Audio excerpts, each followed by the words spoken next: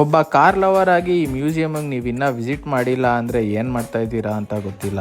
ಬರೀ 50 ರೂಪಾಯಿ ಇರುತ್ತೆ ಎಂಟ್ರಿ ಟಿಕೆಟ್ ದೊಡ್ಡವ್ರಿಗೆ ಇಲ್ಲಿ, ಮತ್ತೆ ಮಕ್ಳಿಗೆ 12 ವರ್ಷ ಒಳಪಟ್ಟವ್ರಿಗೆ ಎಂಟ್ರಿ ಫ್ರೀ ಇರುತ್ತೆ. ಡಾಕ್ಟರ್ ವಿಷ್ಣುವರ್ಧನ್ ಅವ್ರು ಓಡಿಸಿರೋ ಕಾರಿಂದ ಹಿಡಿದು GTA ವೈ ಸಿಟಿಲಿ ಆಡಿರೋ ಕಾರ್ ಎಲ್ಲ ನಾವು ನೋಡಬಹುದು ಇಲ್ಲಿ. ಟೋಟಲ್ ವಿಂಟೇಜ್ ಕಲೆಕ್ಷನ್ ಇಟ್ಟಿದ್ದಾರೆ ಇಲ್ಲಿ. ಹಳೆ ಕಾಲದ ರೋಲ್ಸ್ ರಾಯ್ಸ್ ಇಂದ ಹಿಡಿದು ಹಳೆ ಕಾಲದ ಆರ್ಮಿ ಟ್ರಕ್, ಮಾಜ್ಡಾ ಕಾರ್ ಎಲ್ಲ ಇಟ್ಟಿದ್ದಾರೆ.